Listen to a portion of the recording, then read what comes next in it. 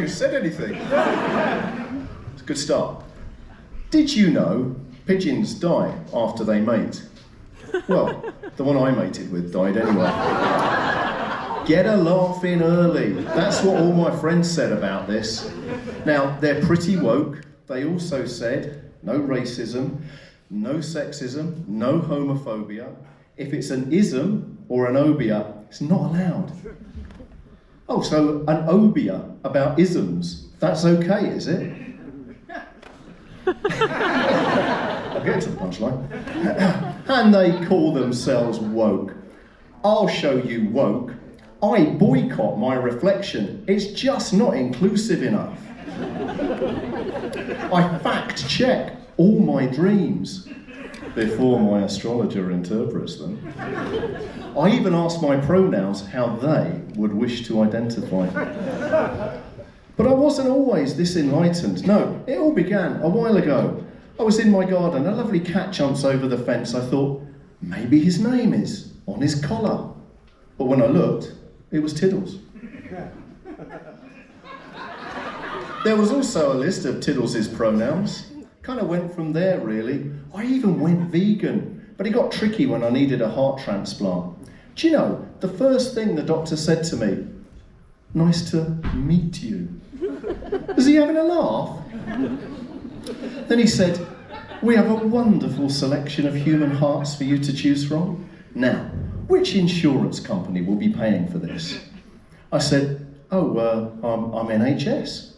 He said, okay. Well, look, we've got this GM heart we've grown in a pig. Okay. I said, is that vegan? He said, I won't mince words. We stuff you with this. You'll be cured. Oh, come on!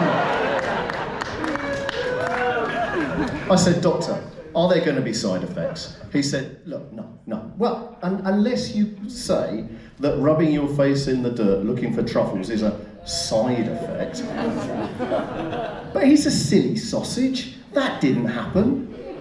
Only thing I have noticed is, walking past the butcher's now, I feel watched. Let's talk about chat-up lines. Now, the best one I ever heard, I said to this lady, what do you do?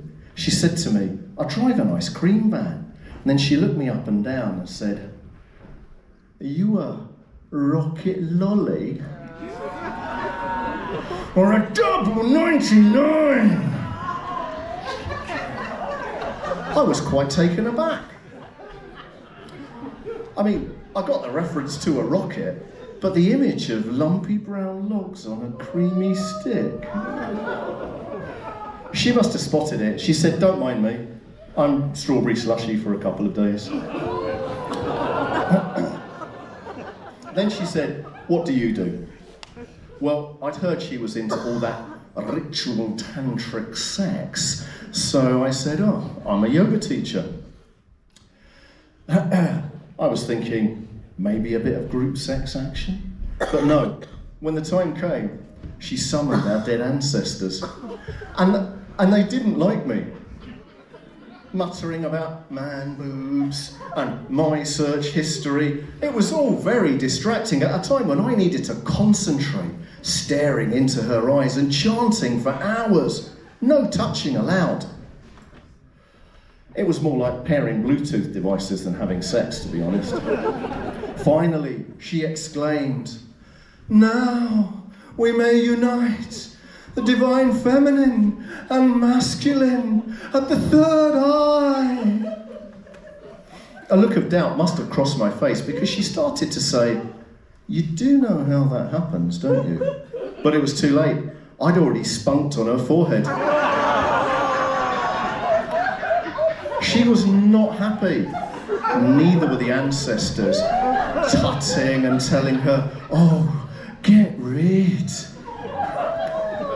I was so thank you. I was so traumatized.